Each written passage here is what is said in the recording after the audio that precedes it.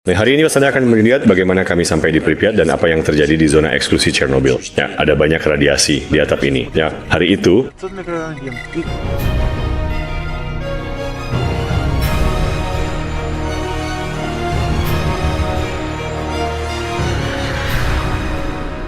saya sedang melihat pesan dan tiba-tiba muncul. Teman saya menulis tentang biang lala Pripyat. Mereka ingin membuatnya berfungsi.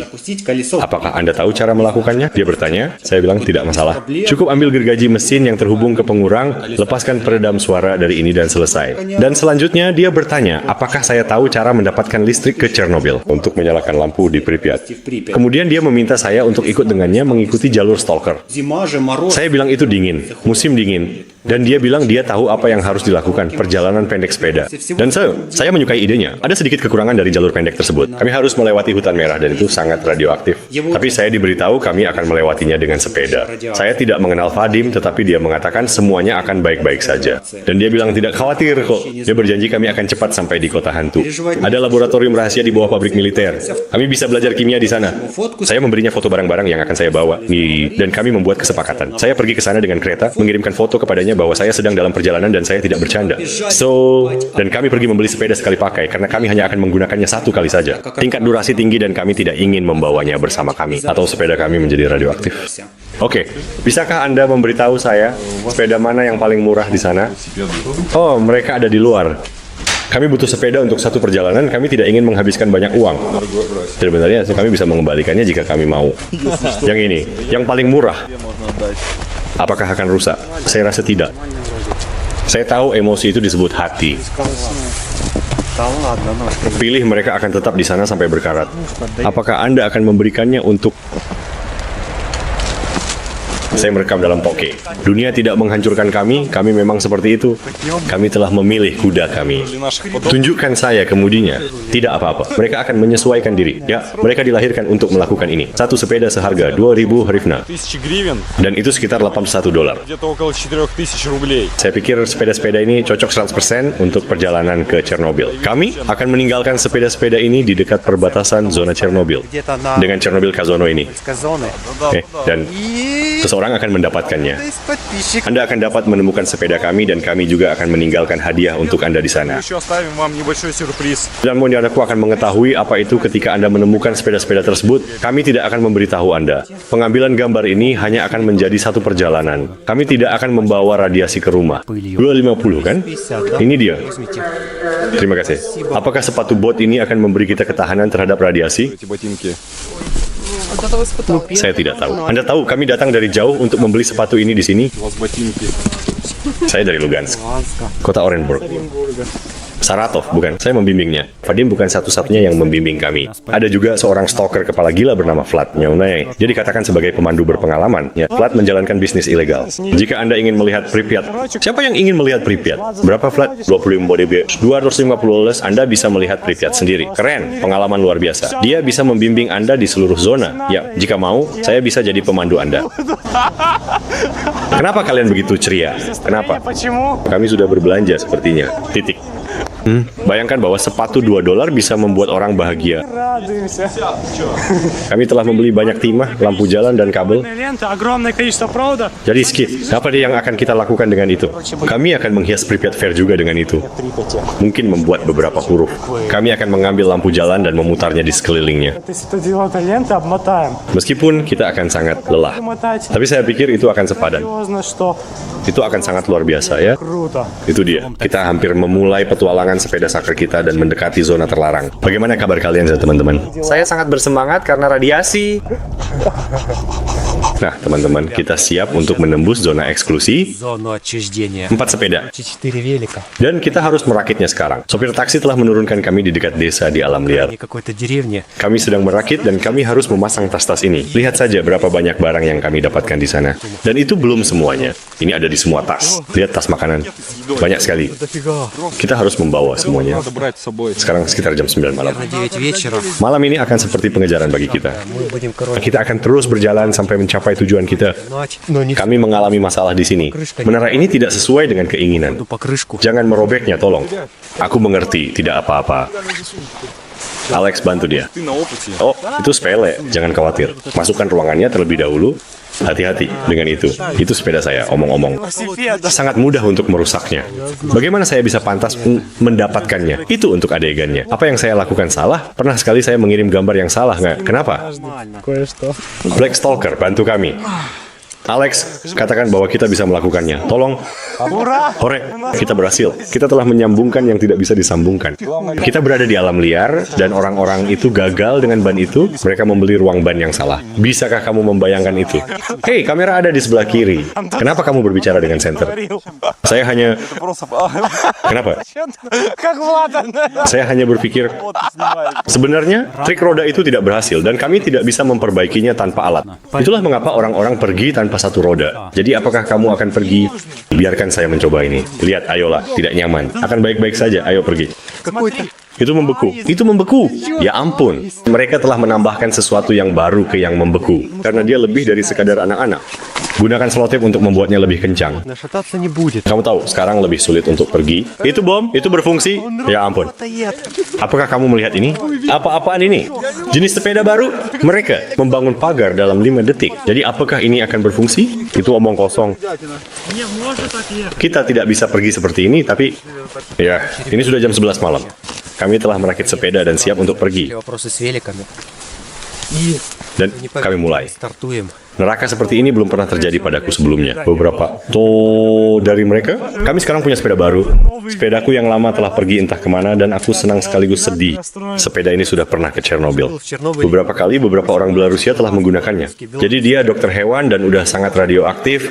Tapi kami sama sekali tidak peduli. Kami akan melewati jalan yang mengerikan sekarang. Lihat tas kami. Ini adalah sepeda kami. Hei, sekarang lihat sepedaku di sana. Lihat penemuan ini. Aku. Aku tidak yakin apakah ini berfungsi. Itu tas Spider-Man, kan? Semua tertutup dengan selotip. Kenapa pakai tas? Gunakan selotip. Semuanya terpasang dengan itu. Ya, ampun. Dan kami akan naik tinggi. Ayo kita mulai. Itu masalah besar. Kami belum mencapai zona itu, dan sesuatu berbunyi keras. Aku pikir seseorang menembaki kami. Tidak, itu adalah ruang roda flat. Selamat tinggal, Tuhan. Memberkatimu. Begitulah perjalanan ke Pripyat dimulai. Kami terus memperbaiki sepeda, meskipun kami belum melihat zona itu. Setiap 100 meter, sesuatu meledak di suatu tempat. Atau rusak. Dan hal paling supranatural di sini adalah suasana hati kami yang baik. Vlad berpikir video ini tidak akan populer karena kerusakan-kerusakan ini. Apakah itu sesuatu yang pernah kamu alami, Vlad? Apakah begitu? Apakah kamu? Enggak, aku rasa kami melakukannya. Aku benar-benar berpikir begitu. Mungkin akan ada. Dan kami akan diserang oleh beberapa mutan di sana, jangan khawatir. Ada banyak dari mereka. Aku dan Anthony telah membeli sepeda termurah ini, dan mereka tidak sering rusak. Mereka benar-benar ada. Kami telah memperbaiki sepeda-sepeda ini sampai pagi. Dan ada pos pemeriksaan resmi ke zona untuk tur resmi. Kami tidak akan pergi ke sana. Kami adalah stalker, dan mereka tidak suka jenis ini. Itulah mengapa kami akan mengambil route stalker kami sendiri. Ada apa? Kami dekat perbatasan, aku merasa aneh. Apa? Tropi, teman-teman. Tapi aku mengerti, kami hampir sampai. Tidak ada. Langkah di sana. Sekali lagi, dengan sangat hati-hati dan perlahan-lahan. Oke, kita pergi. Jadi Alex, kita harus memanjat pagar, kan? Ya, lihat. Jalan ini seharusnya dipatroli. Tapi tidak ada jejak. Ini nomornya. Ya, aku tidak bisa melihat apa-apa. Jelas tidak ada jejak patroli. Mungkin mereka jarang. Itu pagarnya. Seseorang telah memotongnya sebelumnya. Berhati-hatilah. Kamu sangat hebat sekali. Akhirnya, kita berada di dalam zona Chernobyl. Aku sangat bersemangat sekarang. Aku ikut serta dalam ini. Untuk pertama kalinya dan hatiku berdebar-debar. Kita menjadi stalker sejati.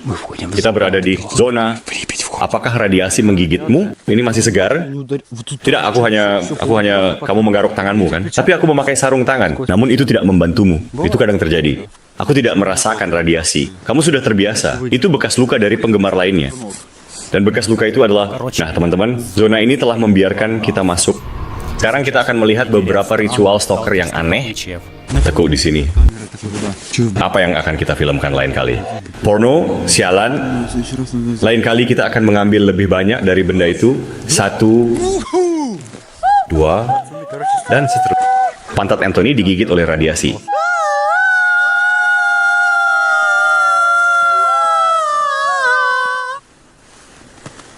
Dan sekarang patroli mengejar kita.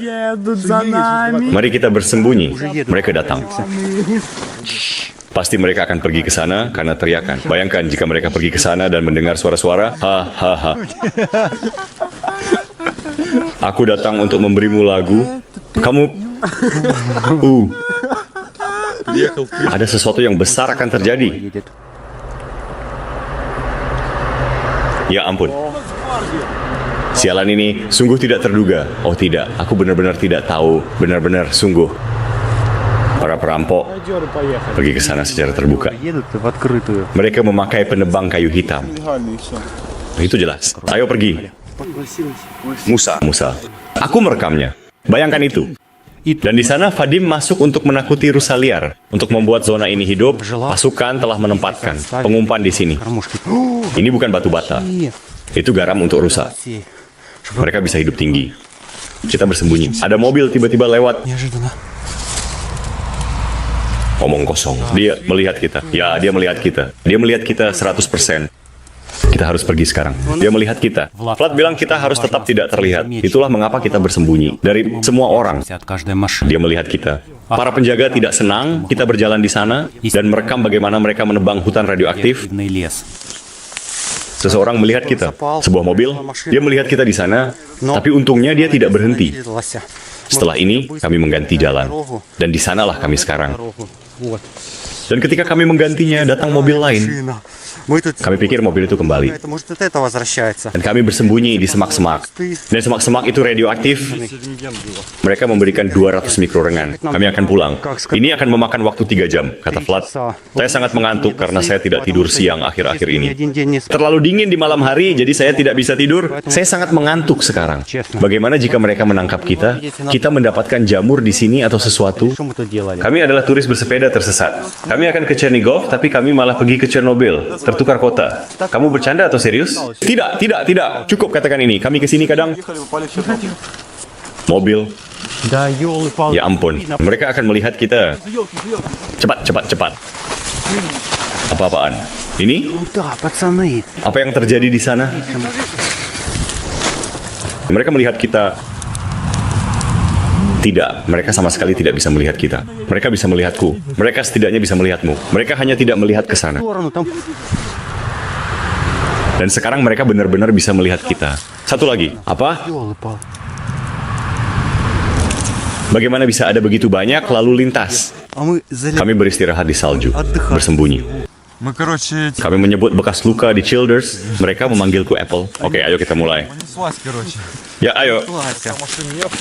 Aku merasa baik-baik saja. Bagus. Aku tidak akan pergi kemana-mana sekarang.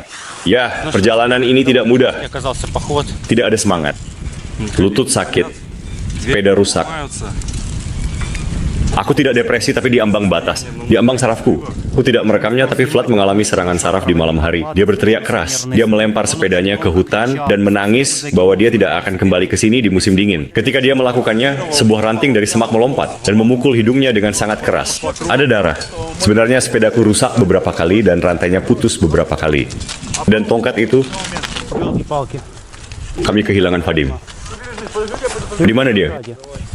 Apakah dia tidak jatuh? Baiklah, Vlad akan pergi dan menemukannya. Dia terjatuh. Oh, ya ampun. Apa yang terjadi? Alex, hubungi penjaga pos. Sepertinya benar-benar hubungi polisi. Terjadi di sana. Dia tergeletak tak sadarkan diri di sana.